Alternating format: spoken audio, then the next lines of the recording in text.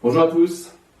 Alors, après une préparation efficace, on peut s'attaquer au paragraphe numéro 5 dans le cours sur les espaces vectoriels, qui porte sur des notions vraiment importantes, la notion de famille libre et de base.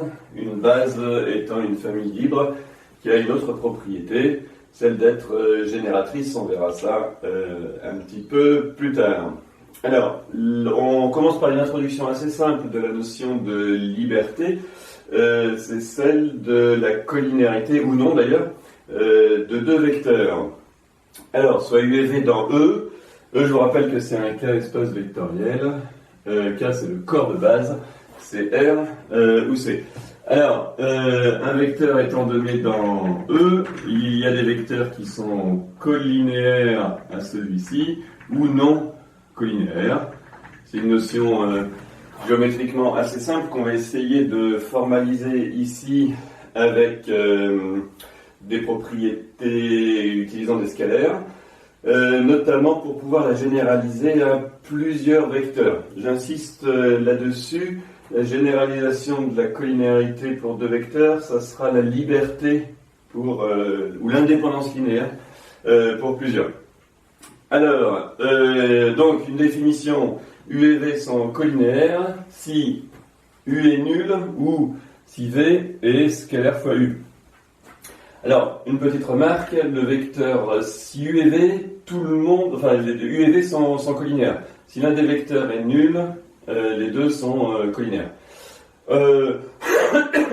Alors, je vous laisse voir dans le polycopier que si U est collinaire à V, alors V est collinaire à U. Les propriétés que j'ai notées 1 ou 2 sont ici équivalentes.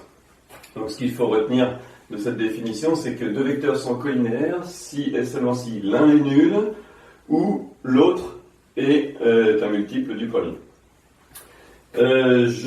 Ça, c'est donc ce qui est dans votre polycopier.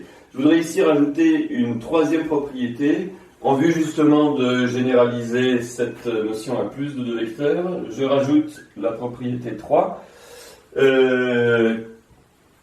qui s'énonce ainsi. Il existe deux scalaires, lambda et mu, tels que lambda u plus mu v égale 0.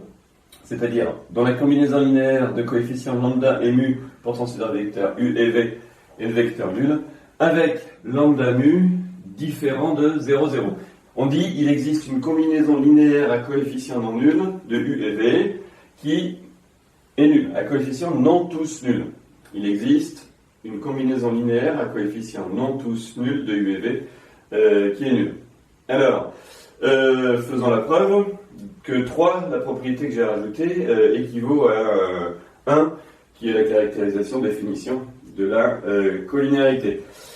Si U et V sont collinaires, on a deux cas, U égale 0 ou bien V égale alpha U. Mais si U égale 0, regardez, on peut réécrire très simplement cette écriture en disant 1U plus 0V égale 0. Ici, on a une combinaison linéaire de U et V dont les coefficients 1 et 0 ne sont pas tous nuls. On a donc 3 qui est réalisé. Dans le deuxième cas, c'est quand V égale alpha U, où alpha est un scalaire. Là encore, on va écrire très peu différemment la propriété. On écrit alpha U plus moins 1 fois V égale le vecteur nul. Et là, regardez encore, on a une combinaison linéaire de U et V dont les coefficients alpha et moins 1 ne sont pas tous nuls, puisque moins 1 ne l'est pas. Alors, voilà, une des implications est faite. Si 1 est vrai, alors 3 est vrai. Je reviens tout de suite pour montrer la réciproque. Pour la réciproque, donc, supposons que lambda u plus mu v est le vecteur nul avec lambda mu, deux scalaires qui ne sont pas tous les deux nuls. Alors, si c'est lambda qui n'est pas nul, regardez, on va réécrire cette égalité. U égale moins lambda sur mu, moins mu, sur lambda fois v. Dans ce cas-là, U et V sont collinaires. Ici, si c'est mu qui n'est pas nul, on réécrit au contraire. V égale moins lambda sur mu fois U. Et là encore, les vecteurs sont collinaires. Je prends mon rouge pour rappeler donc ce que l'on vient de montrer, à savoir que deux vecteurs U et V sont collinaires. Si et seulement si il existe un couple de scalaires lambda mu appartenant à k carré, vérifiant à la fois lambda mu plus mu v égale le vecteur nul, et le couple lambda mu n'est pas le couple 0, 0. Les scalaires lambda et mu ne sont pas tous les deux nuls. Alors, une conséquence de cette équivalence, c'est le fait que l'on puisse nier la propriété U et V sont collinaires de façon assez symétrique, sans privilégier U par rapport à V. Vous voyez que, en fait, ici, c'est le cas de cette propriété 3. On a une définition de la collinéarité qui fait jouer exactement le même rôle à U et V, contrairement aux définitions, aux caractérisations 1 et 2 données dans le polycopié. Alors, conséquence donc, soit U et V dans grand E. Comment dire que U et V ne sont pas collinaires? Eh bien, si et seulement si, la propriété que j'ai rappelée ici est fausse. Alors, le contraire de cette propriété s'énonce pour tout couple lambda et mu de scalaires. Si la combinaison lambda U plus mu V est nulle, alors le couple de scalaires lambda mu est le couple 0, 0. On retient ça sous la forme toute combinaison linéaire de U et V nulle a tous ses coefficients nuls. Faisons la preuve très rapidement. Je note P cette propriété, je note Q cette propriété. Alors vous voyez que grand 3, la propriété grand 3, celle qui caractérise le fait qu'ils sont collinaires, c'est écrit il existe lambda mu, je vais l'écrire en bleu, ce n'est qu'une preuve. Il existe lambda mu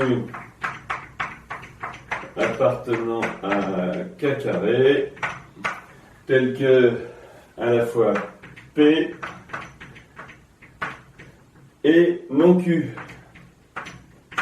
Si j'applique Q, la propriété lambda mu égale 0, 0, ça c'est non Q. Alors, le contraire, c'est-à-dire, je rappelle que 3 caractérise la collinéarité, donc non 3 va caractériser la non-collinéarité, s'écrit avec nos règles habituelles de logique, quel que soit lambda mu appartenant à k carré, non P ou non Q, mais non Q, c'est Q. Et je vous rappelle que P, non P ou Q, c'est-à-dire quel que soit lambda mu appartenant à k carré, P implique Q, puisque non P ou Q c'est l'implication. Alors, un petit peu de vocabulaire. Si U et V ne sont pas collinaires, on dit qu'ils sont linéairement indépendants. Et parfois, on utilise le mot libre, justement, c'est la première fois qu'il apparaît ici, il est fait dans le titre. On dit que la famille formée des vecteurs UV est libre. Eh bien, passons au point 5.2 qui est une généralisation. Famille libre versus famille liée. Alors, on va donner les deux définitions en même temps parce que elles sont justement liées. Alors, définition, soit au lieu de deux vecteurs, comme tout à l'heure, on en prend n, soit U1, U2 jusqu'à UN, des vecteurs de grand E, donc le n UP de vecteurs, j'ai mis dans exposant n. On dit que la famille des UK est liée si et seulement si il existe lambda 1 jusqu'à lambda n appartenant à K, autrement dit des scalaires, tels que la combinaison linéaire somme pour K égale 1 jusqu'à n des lambda K UK et le vecteur nul. Oui, mais les lambda K ne sont pas tous nuls. C'est-à-dire qu'une famille est liée si et seulement si il existe une combinaison linéaire nulle de ces vecteurs dont les coefficients ne sont pas tous nuls. Alors, voilà pour lier. Vous remarquez que c'est une généralisation à n objets de la non-collinarité ou de la liberté pour deux objets. Ça s'écrit lambda 1 U1 plus lambda 2 U2 plus lambda 3 U3 plus lambda n UN égale le vecteur nul. Alors, quand dit-on qu'une famille est libre? Bon, c'est très simple, les deux notions sont contraires l'une de l'autre. On dit que la famille des vecteurs UK, K varie entre 1 et n, est libre, si et seulement si elle n'est pas liée. C'est-à-dire, si et seulement si la propriété précédente est fausse, et d'après ce que nous avons fait pour les deux vecteurs, vous voyez que le contraire de cette propriété s'écrit pour tout scalaire lambda 1 jusqu'à lambda n, si la combinaison linéaire somme pour k égale 1 jusqu'à n des lambda k UK et le vecteur nul, alors les scalaires lambda 1 jusqu'à lambda n sont tous nuls. Cette dernière implication, vous pouvez l'écrire si vous préférez, ne pas utiliser le symbole sigma, qui ici, je le rappelle, fait référence à la somme interne dans le grand E, la somme de deux vecteurs. Vous pouvez l'écrire lambda 1 x1 plus lambda 2 x2 plus lambda n xn égale le vecteur nul implique lambda 1 égale lambda 2 égale lambda n égale 0. C'est la même idée. Une famille est libre si toute combinaison linéaire de ces vecteurs qui vaut 0 est telle que ses coefficients sont tous nuls. Voilà ce que l'on appelle la liberté. Alors, dans le cas où cette condition est réalisée, c'est-à-dire la famille des UK est libre, on dit aussi que les vecteurs U1, U2 jusqu'à UN sont linéairement indépendants. Donc, quand il s'agira de famille, on dira libre. Quand il s'agira d'une succession de vecteurs, on dira linéairement indépendant. Je donne maintenant une propriété qui caractérise le fait que la famille des UK est liée. Alors, c'est le cas, si et seulement si, écrivons-le d'abord, disons-le d'abord en français, il existe l'un des vecteurs de cette famille qui est combinaison linéaire des autres. Écrivons ça avec en utilisant le symbole mathématique. Il existe un entier j entre 1 et n, et il existe des scalaires lambda k variant entre 1 et n, mais n'étant pas égal à j. Autrement dit, cette famille de scalaires est un cas exposant n-1, qui vérifie uj égale la somme pour donc k variant entre 1 et n, les cas différents de j des lambda k uk. Si vous voulez, on peut réécrire cette égalité uj égale donc lambda 1 u1 plus trois petits points plus lambda numéro j-1 uj-1 plus on saute le rang j et on a lambda j plus 1 u j plus 1, et on termine à lambda n un. Alors, la propriété annonce que il y a équivalence entre être lié et vérifier cette propriété. Disons que j'appelle P. Il existe l'un des vecteurs de la famille qui est combinaison linéaire des autres. Faisons la preuve. Si P est vérifié, on a une égalité de ce type ici, verte. Alors bleu pour le symbole, avec le symbole sigma. Oui, je répète que le symbole sigma ici fait référence à l'addition interne. Le plus entre deux vecteurs. Donc je répète, si P est vérifié, on a une égalité de type vert. Alors regardez ce que l'on va faire.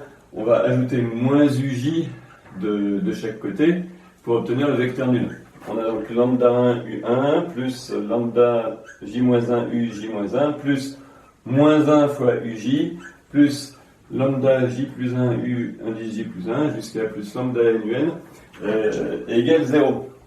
On a donc ici une combinaison linéaire des vecteurs ui qui sont nuls. Mais regardez, lambda 1, la lambda j-1, virgule, moins 1, virgule, lambda j plus 1, 3 petits points, lambda n, c'est-à-dire les coefficients de la combinaison linéaire nulle des vecteurs u n'est pas complètement nul. Pourquoi? Eh bien parce qu'il y a moins 1 dedans. Autrement dit, il existe n scalaires non tous nuls, tels que la combinaison linéaire des uk pour ces scalaires est égale à 0. Et ça, c'est la définition de la famille des uk est liée. Alors, réciproquement, supposons que la famille des uk est liée, on sait qu'il existe n scalaires tels que alors la somme lambda 1 u1 plus lambda 2 u2 plus lambda n un égale 0. Ici aussi, dans la preuve, je l'ai écrit avec des pointillés plutôt qu'avec le symbole sigma, mais on peut le faire comme c'est fait dans le polycopier. Et surtout, les lambda 1 jusqu'à lambda n ne sont pas égaux tous à 0. Autrement dit, il existe J appartenant à un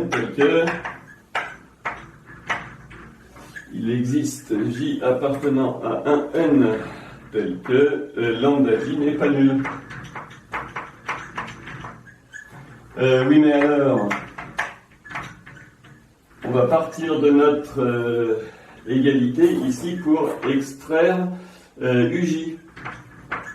Alors, si vous extrayez uij, ici vous ajoutez de chaque côté moins lambda j uj et vous divisez tout par moins lambda j. Il va venir moins lambda 1 sur lambda j u1 plus 3 petits points plus ici vous allez avoir moins lambda j-1 sur lambda j fois u indice j-1 plus moins lambda j plus 1 sur lambda j fois u j plus 1 pour terminer avec moins lambda n divisé par lambda j fois u n. C'est-à-dire, regardez, que le vecteur uj est une combinaison linéaire des autres vecteurs de la famille. Alors, voilà pour cette propriété qui pourra nous servir un petit peu plus tard. Généralisons maintenant la notion de famille libre et de famille liée à des familles quelconques. Dans les définitions précédentes, les familles étaient finies d'abord de vecteurs, puis ensuite n vecteurs. Alors, soit grand F une famille de vecteurs UI où I appartient à grand I. I est un ensemble quelconque. Par exemple, si c'est grand N, ça ce sera une suite de vecteurs. Alors, on dit que F est lié, si et seulement si il existe une sous-famille finie de F qui est liée. Qu'est-ce que cela peut vouloir dire? On va l'écrire peut-être en vert. Je vous rappelle qu'une combinaison linéaire est forcément quelque chose de fini. Une somme finie de la forme lambda k, somme des lambda k u k, ici. Donc, existe une sous-famille finie, ça veut dire qu'il existe, disons, n appartenant à n étoile. Il existe aussi des éléments de i. On va sélectionner certains vecteurs. Je vais les appeler i1, i2 jusqu'à in appartenant à grand I exposant n. Et enfin, il existe des... Alors, tels que la famille des UI1, UI2 jusqu'à UIN est liée, c'est-à-dire qu'il existe cette fois lambda 1 jusqu'à lambda n appartenant à k exposant n, tel que alors la somme pour k allant de 1 jusqu'à n des lambda k fois u indice ik égale 0, et comme tout à l'heure, que lambda 1 jusqu'à lambda n n'est pas 0, 0, 0. Il existe un nombre fini d'indices i, tel qu'une combinaison linéaire des u de ces indices est égale au vecteur nul, sans que tous ces coefficients soient nuls. Hop. Alors, à contrario, quand est-ce que la famille F est libre? Eh bien, si et seulement si elle n'est pas liée. Autrement dit, on nie l'affirmation qui est ici.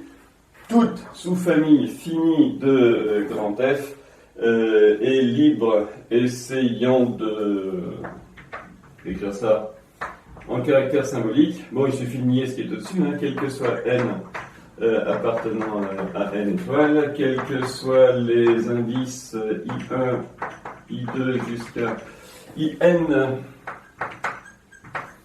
appartenant à I exposant n, et quels que soient les scalaires lambda 1 jusqu'à lambda n.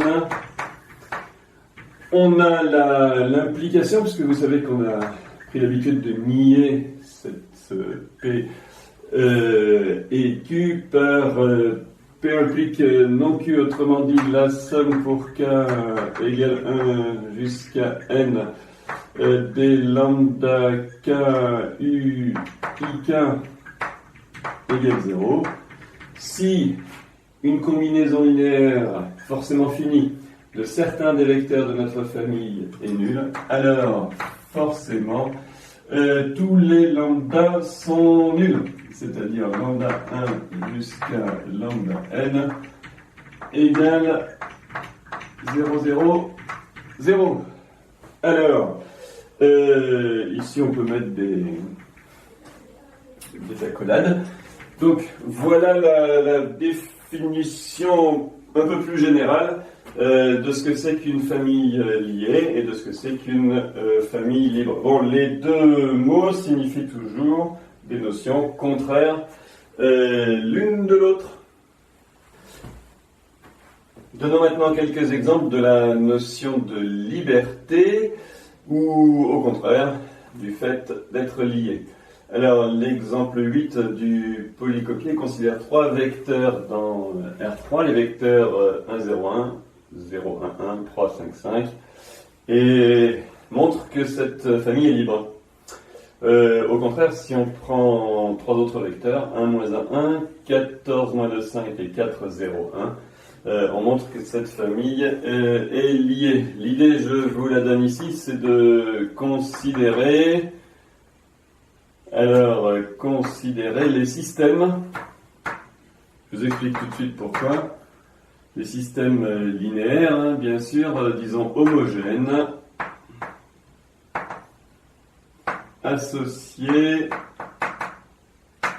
alors, aux matrices formées par ces vecteurs, à savoir pour la première matrice 1, 0, 1, 0, 1, 1, 3, 5, 5.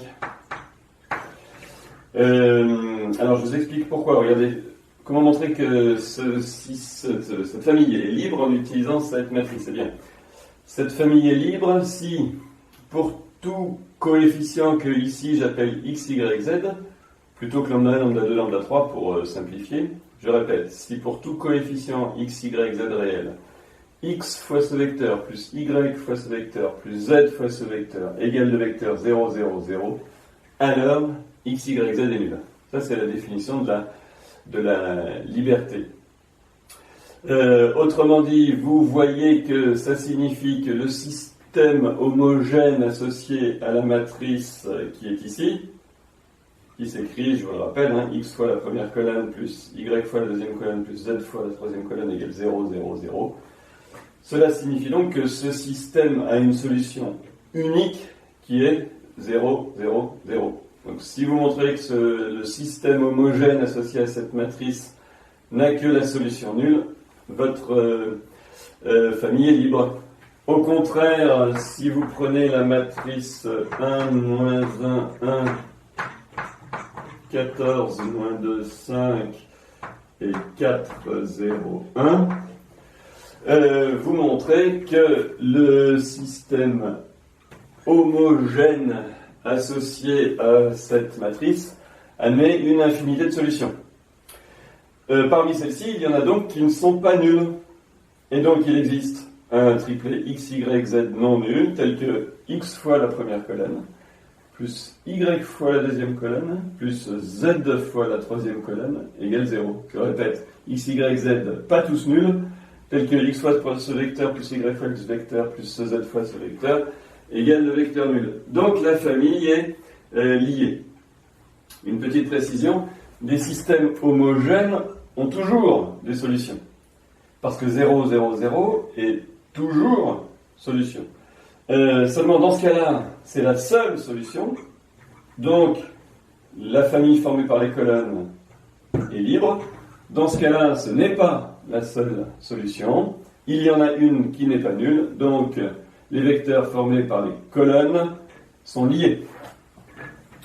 Alors, je vous laisse lire aussi l'exercice 9. Cette fois, on se place dans R exposant R, l'ensemble des fonctions de R dans R1. Et on considère x donne cos x, bon ça on peut l'appeler cos, hein, tout simplement. X donne sinus x, ça on peut l'appeler sinus, ça par contre on n'a pas de nom. Alors, le polycopier les appelle F1, F2, F3. Alors l'idée, il faut montrer que c'est libre dans R exposant R. Alors, la méthode est à peu près toujours la même. Hein. Vous supposez qu'il existe une combinaison linéaire de ces trois fonctions qui est nulle. Alors, par exemple, si ici j'appelle F1 comme dans le poly, si ici j'appelle F2 et si ici j'appelle F3, on va supposer que lambda 1 F1 plus lambda 2 F2 plus lambda 3 F3 est la fonction nulle, où lambda 1, lambda 2, lambda 3 sont des scalaires. Et il faut se débrouiller pour montrer que, dans ce cas-là, lambda 1 égale lambda 2 égale lambda 3 égale 0. Alors, la méthode qui est employée par le polycopier, c'est d'utiliser des valeurs particulières.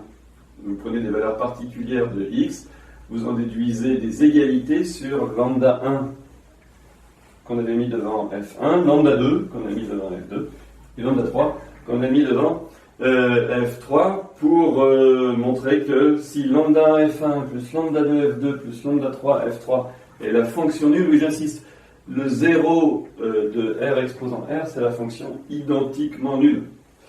Je répète, si lambda 1 F1 plus lambda 2 F2 plus lambda 3 F3 est la fonction nulle, alors lambda 1 égale lambda 2 égale lambda 3 égale 0.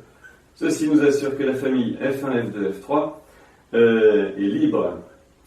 Au contraire, Et dans le même espace, la famille formée par la fonction cos carré, la fonction sinus carré et la fonction constante égale à 1 est bien sûr liée. Alors là, ça va très vite, hein, puisqu'il existe une combinaison linéaire des trois qui est nulle. Celles dont les coefficients sont 1, 1, moins 1. Une fois celle-là, plus une fois celle-là, moins une fois celle-là, égale la fonction nulle. Donc vous voyez ici des familles libres et liées. Ce sont des familles finies, mais dans deux espaces. Alors celui-là, on verra qu'il sera de dimension finie, alors que celui-là sera de dimension quelconque, mais c'est une autre histoire. Plaçons-nous maintenant dans K de x. Je vous rappelle K de x, l'ensemble des polynômes à coefficients dans K. Alors, il est très aisé de voir que cette fois-ci, une famille infinie, contrairement aux exemples précédents, la famille de tous les x exposant K quand K appartient à grand N, est libre. En effet, une combinaison linéaire de la famille des x k appartenant à grand N est un polynôme. C'est justement ça, hein. Ça s'appelle un polynôme. Et vous savez que si un polynôme est nul, si un polynôme est nul, c'est-à-dire si une combinaison linéaire des xk est nulle, alors tous ces coefficients sont nuls.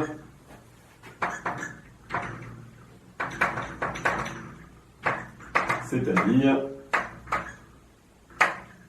que la famille des puissances de l'indéterminé, je me rappelle, on appelle ça comme ça, grand X, est libre. Une propriété très utile est donnée ensuite. Si PK, pour K appartenant à grand N, est une famille, bon ici indexée par des entiers, de polynômes, alors non nuls et 2 degrés 2 à 2 distincts, alors la famille de PK, la famille des PK, est libre. Là, je vous renvoie au TD exercice 13 qui montre cela plus une autre propriété. L'idée est de réordonner les polynômes par degré croissant. Réordonner les polynômes. Réordonner les PK par degré croissant. Alors, je vous ai dit, cette propriété est très utile, notamment, regardez, on va la réécrire dans le cas d'une famille finie. Soit donc des polynômes que j'appelle P1, P2 jusqu'à Pn. Ils sont dans le cas de x exposant n. Alors, si on a deux choses, d'abord, tous les polynômes sont non nuls, à savoir, quel que soit k appartenant à un n, pk n'est pas 0. Et d'autre part, ils sont de degrés distincts. Alors ça, vous savez, on a pris l'habitude de l'écrire, quel que soit le couple IJ appartenant à un n carré, si I est différent de J, alors le degré de PI est différent du degré de PJ. Si deux indices sont distincts, alors les degrés des polynômes correspondants sont distincts. Je répète, si on a ces deux propriétés, alors la famille P1, P2 jusqu'à Pn est libre dans X. Alors ça donne un critère qui est simple à utiliser pour montrer qu'une famille est libre. Une remarque, c'est très souvent une famille où les degrés sont distincts parce qu'ils sont strictement croissants. Et je pense que vous avez compris que l'ordre des polynômes à l'intérieur d'une famille ne change pas soit sa liberté, soit le fait qu'elle soit liée. Donc, si les polynômes sont 2 à 2 distincts, on peut les mettre, comme ici, je vous l'ai indiqué, dans les polynômes en les classant par degré croissant. Bon, à retenir pour affirmer assez rapidement qu'une famille de polynômes est libre. Alors, passons au point 5.3, propriété des familles libres ou liées. J'en ai listé un certain nombre sur ce tableau et j'en rajouterai une ou deux ensuite. Point numéro 1, la famille U est libre si et seulement si le vecteur en question, une famille qui contient qu'un vecteur est libre si et seulement si celui-ci n'est pas nul. Prouvons ça oralement. Regardez, si U n'est pas nul, pour lambda un scalaire, lambda U égale 0 implique lambda égale 0. Et ça, c'est la définition de U est libre. Pour la réciproque, procédons par contraposé. Si U est nul, eh bien j'ai 1 U égale vecteur nul, et 1 n'est pas le scalaire nul. Donc la famille est liée. Alors les deux choses que je viens de dire assurent qu'une famille contenant un seul vecteur est libre, si et seulement si celui-ci n'est pas nul. Le point numéro 2 a été vu en introduction. Une famille qui contient 2 vecteurs est libre si et seulement si U et V ne sont pas collinaires. Le point numéro 3, une famille qui contient 0 est liée. Alors, souvenez-vous, on a une caractérisation du fait qu'une famille est liée quand un vecteur est combinaison linéaire des autres. Eh bien, si une famille contient 0, 0 est la combinaison linéaire à coefficients tous nuls des autres. Donc 0 est une combinaison linéaire des autres vecteurs de la famille et celle-ci est liée. Alors, par contraposé, une famille libre, du coup, ne contient que des vecteurs non nuls. Alors, si on vous donne une famille libre, vous pouvez utiliser ces vecteurs comme étant des vecteurs non nuls. Attention, c'est surtout pas une propriété caractéristique. Vous avez vu dans des exemples qu'il y a des familles possédant des vecteurs non nuls qui sont tous non nuls, j'entends, tous non nuls, qui sont liés. Alors, point numéro 5, si U et V sont collinéaires, toute famille contenant U et V est liée. Là aussi, j'utilise notre caractérisation de lié par il y a un vecteur qui est combinaison linéaire des autres. Regardez, si U et V sont collinéaires, il y en a un qui est multiple de l'autre. J'écris par exemple U égale alpha fois V. Alors vous pouvez écrire U égale alpha V est une combinaison linéaire qui donne U comme combinaison linéaire des autres vecteurs de la famille. Et celle-ci est liée. Alors ça c'est pratique.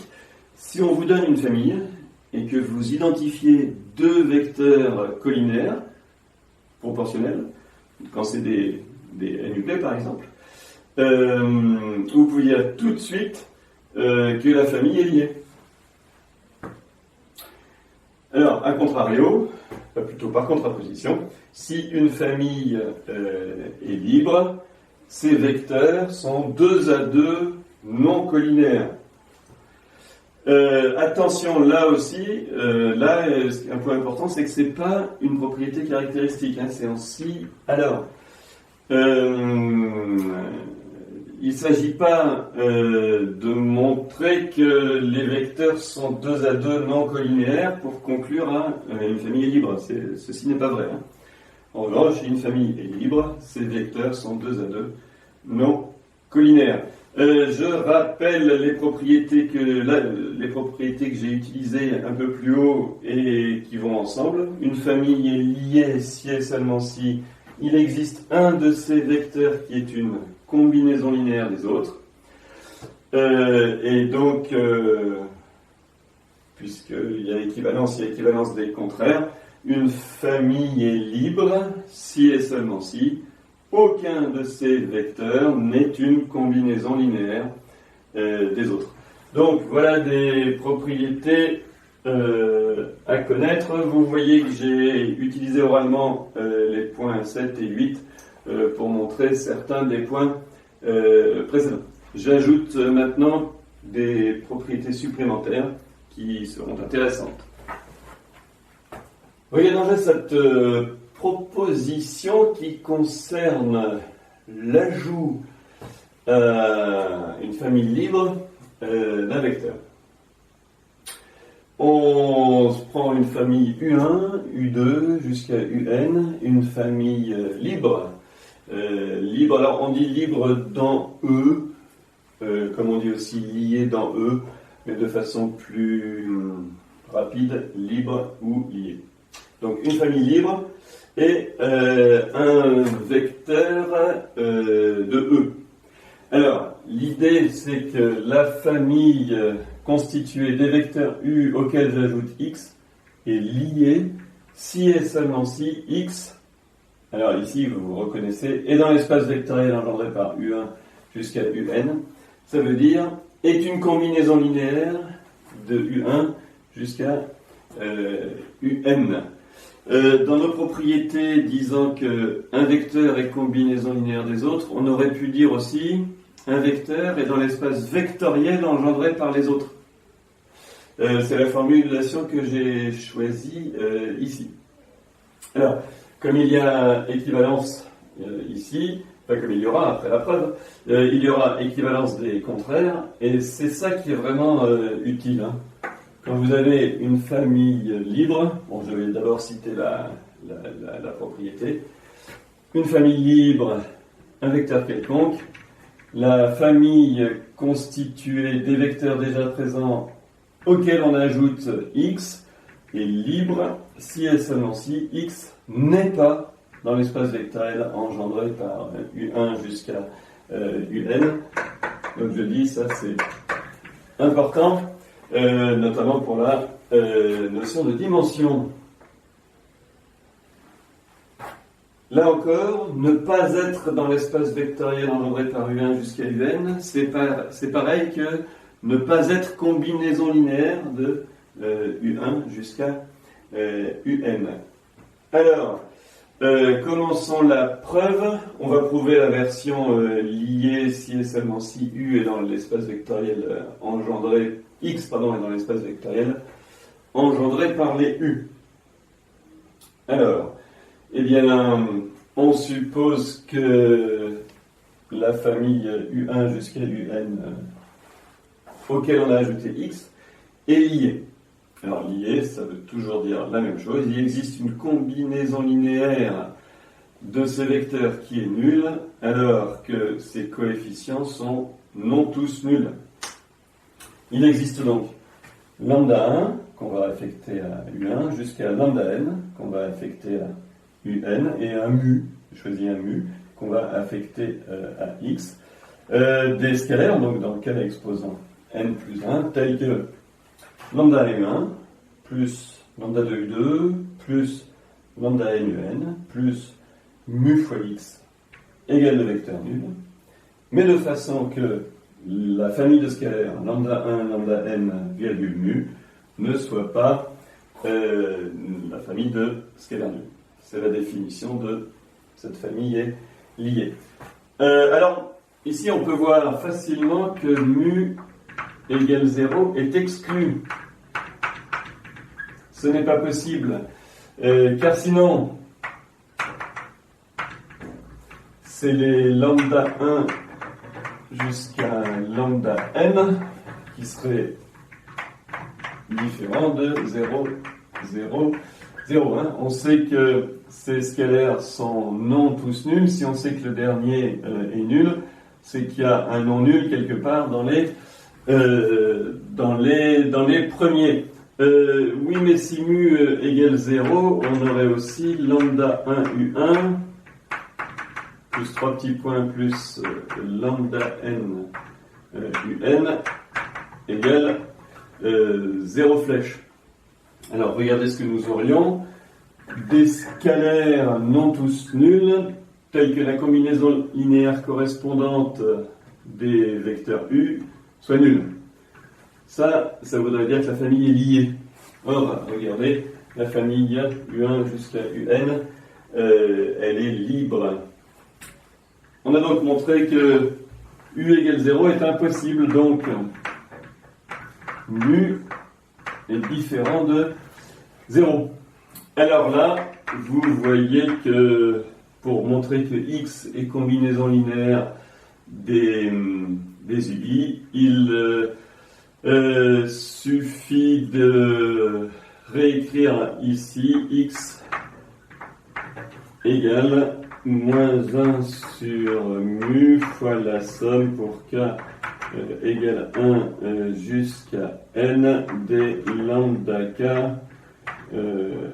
UK.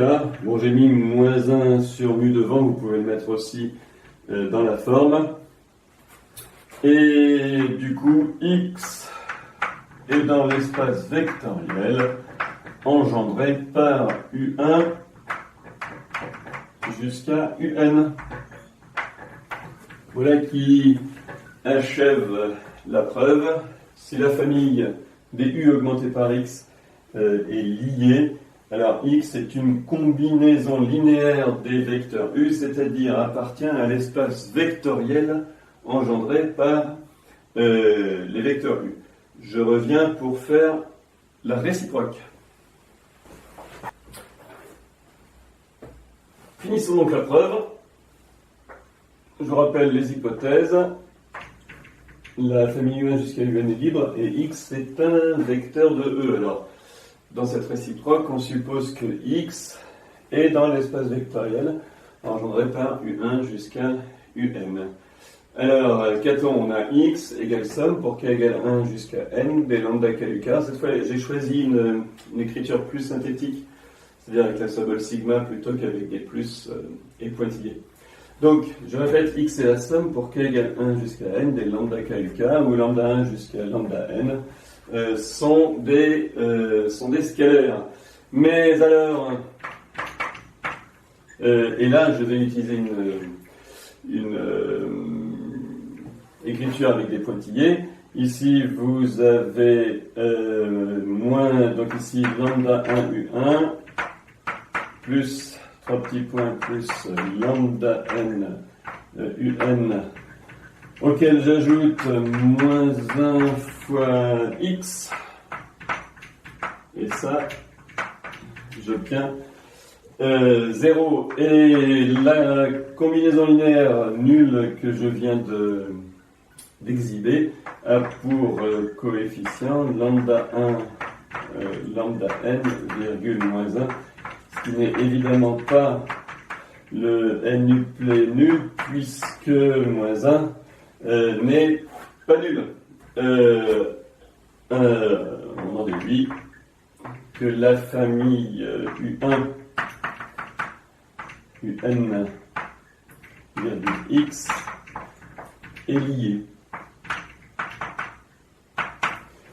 Alors, j'aurais pu presque l'épargner cette réciproque, car je peux profiter ici du reste du tableau pour vous donner deux formulations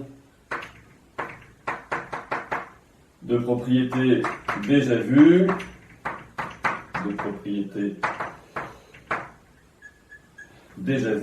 une famille, disons que j'appelle U1, U2 jusqu'à UN, est liée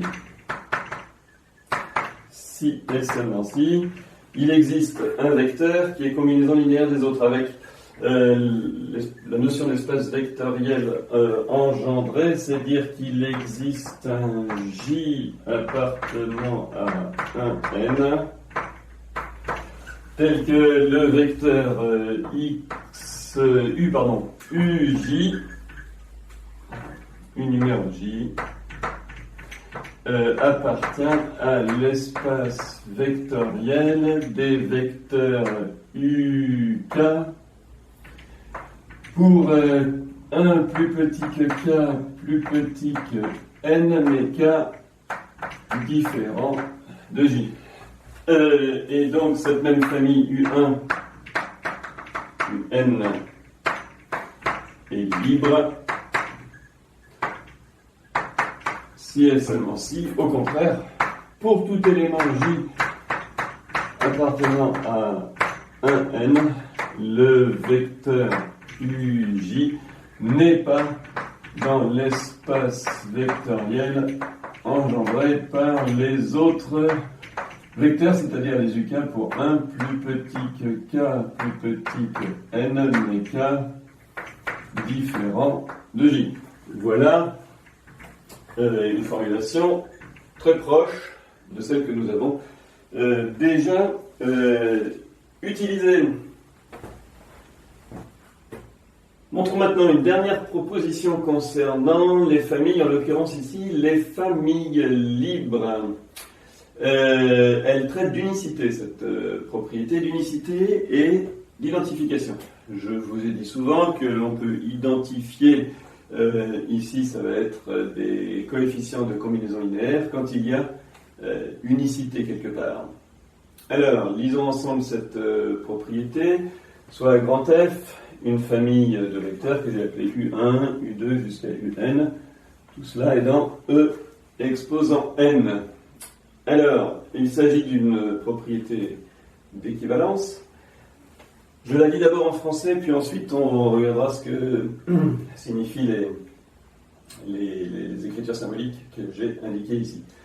Alors, la propriété dit que f est libre si et seulement si tout vecteur v qui s'écrit comme combinaison linéaire des uk s'écrit de façon unique sous cette forme.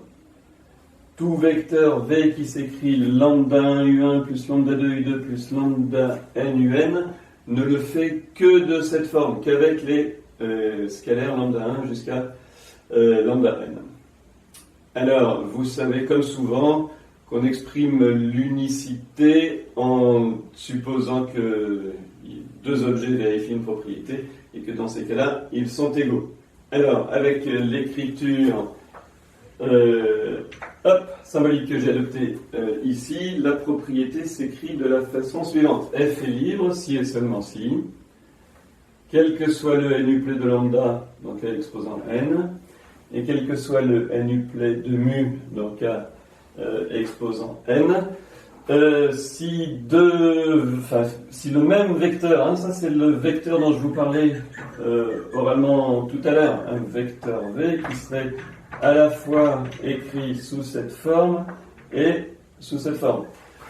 Alors, si la somme pour k égale 1 jusqu'à n des lambda k uk est aussi la somme pour k égale 1 jusqu'à n des mu k uk, alors en fait, les lambda k sont les mu k. Autrement dit, si un vecteur v s'écrit comme une combinaison linéaire des uk, les coefficients de celle-ci sont uniques. Alors, faisons la preuve, ou du moins le début de la preuve. Alors, on suppose que la famille grand F est libre, et, bon, je ne l'ai pas répété, mais que pour un n-uplet lambda dans K exposant n et un n-uplet de mu dans K exposant n, nous ayons la somme pour k égale 1 jusqu'à n des lambda k uk égale la somme pour k égale 1 jusqu'à n des mu k uk. Oui, mais dans ce cas, on a alors, en réorganisant la somme pour k égale 1 jusqu'à n des lambda k moins uk, le tout facteur de uk égale 0. Bon, cette fois j'utilise la notation synthétique de sommation des vecteurs. Or, la famille U1 jusqu'à UN est libre. Donc, si une telle combinaison linéaire est nulle, c'est que tous ces coefficients sont nuls. Ce qui s'écrit, quel que soit k appartenant à un n, lambda k moins mu k égale 0, c'est-à-dire encore lambda k égale mu k. Alors voilà, si la famille est libre, elle vérifie cette propriété d'unicité des coefficients d'une combinaison linéaire. On va bien sûr faire la réciproque. Alors pour la réciproque, je rappelle que la famille F, c'est U1 jusqu'à UN qui est quelconque. On suppose donc la propriété, c'est-à-dire, on suppose que toute combinaison linéaire des vecteurs de grand F a des coefficients qui sont uniques. Et on doit montrer que grand F est libre. Alors ça, c'est vraiment quelque chose qui doit constituer un réflexe désormais. Pour montrer qu'une famille est libre, dans 99% des cas, on prend des scalaires qui forment une combinaison linéaire nulle de ces vecteurs et on essaye de montrer que tous ces scalaires sont nuls. Je prends donc lambda 1 jusqu'à lambda n dans k exposant n, un uplet de scalaire lambda tel que lambda 1 u1 plus lambda 2 u2 plus lambda n un égale 0. Mais alors on a le même vecteur, à savoir 0, qui va s'écrire de deux façons différentes. D'une façon qu'on vient d'écrire ici, lambda 1 un plus. Et ce même vecteur s'écrit aussi 0 fois u1 plus 0 fois u2 plus 0 fois un. J'ai écrit le vecteur nul comme la combinaison linéaire nulle des vecteurs u. D'après la propriété ici qu'on peut noter P, d'après la propriété P que nous venons de supposer, regardez, voilà une combinaison linéaire des vecteurs u, elle a des coefficients uniques. D'une part ici c'est lambda, d'autre part ici c'est les zéros. On a quel que soit k appartenant à un n, lambda k, lambda indice k égale 0. Alors regardez cette façon de procéder, c'est-à-dire partir d'une combinaison linéaire et après un raisonnement montrer ceci assure que les deux choses, l'implication des soulignés vert en haut vers soulignés vert en bas, ceci assure que grand F est libre. Alors, voilà qui achève cette propriété. Alors, je vous en donne une toute dernière juste après, et je vous propose ensuite de laisser de côté pour l'instant le théorème 35 qui poursuit le polycopier. Je vous explique ça tout de suite. Concluons maintenant cette partie de cours. Alors, d'abord la propriété d'unicité précédente, c'est-à-dire que si on dispose d'une famille libre, tout vecteur qui s'écrit comme combinaison linéaire des vecteurs de f s'écrit de façon unique, sous cette forme. Alors, cette propriété, elle se généralise à une famille grand F libre, bien sûr, mais quelconque,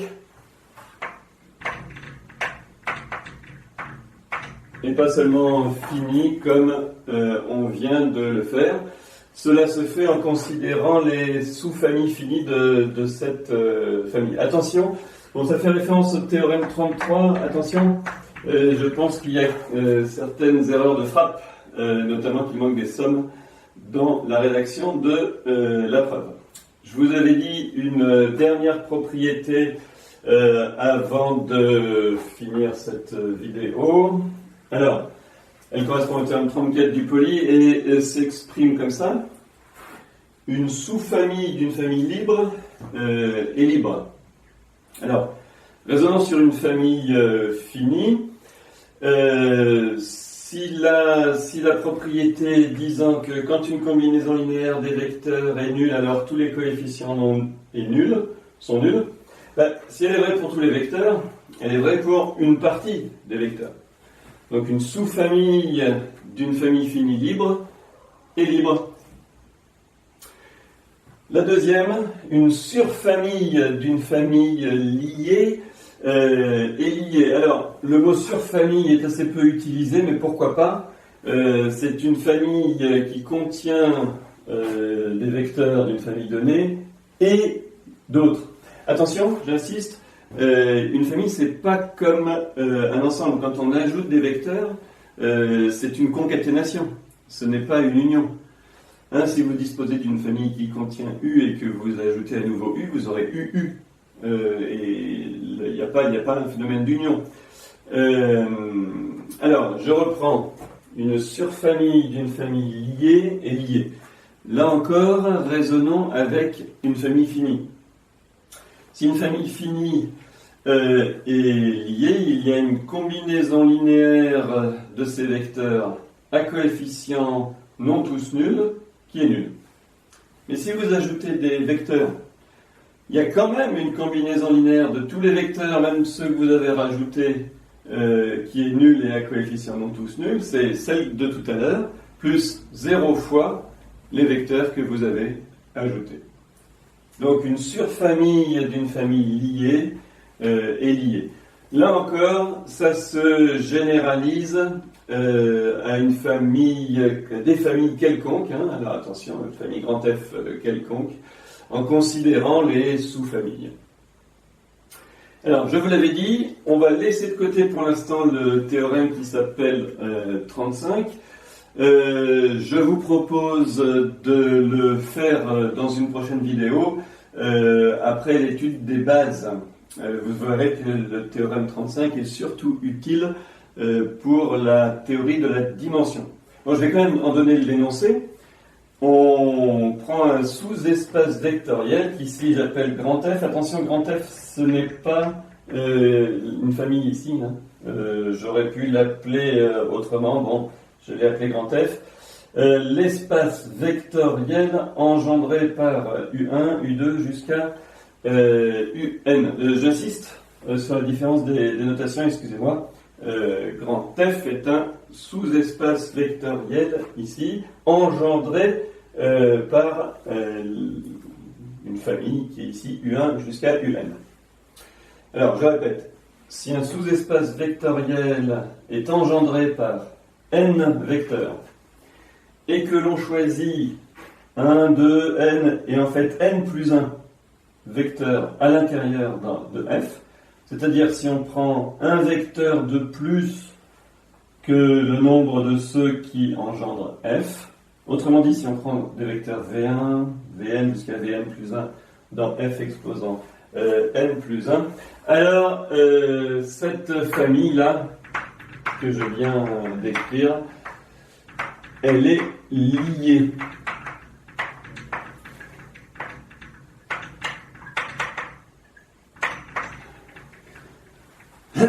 n plus un vecteur dans un espace vectoriel engendré par n vecteurs ne peuvent être que liés. Prenons des exemples très simples. J'ai dit, on laisse de côté la preuve, mais quand même, ayons-le en tête. Regardez, dans R3, R3 est engendré par 3 vecteurs. 1, 0, 0, 0, 1, 0, 0, 0, 1. Donc, toute famille de 4 vecteurs est liée dans R3. Alors, comme une surfamille d'une famille liée est liée, une famille de 5 vecteurs est bien sûr aussi liée dans R3, etc. Alors, ceci, je répète, nous servira pour le cours sur la notion de dimension. La prochaine vidéo traitera de ce qu'on appelle des bases. Alors, en 2 mots, une base, c'est une famille de vecteurs qui est à la fois libre et génératrice. Je profiterai aussi de cette vidéo pour donner la démonstration de ce théorème-là, dans un cadre un peu plus large, en fait, en prenant au lieu de n plus 1, un p plus grand que n. Il faudra après que nous commencions le cours sur les applications linéaires.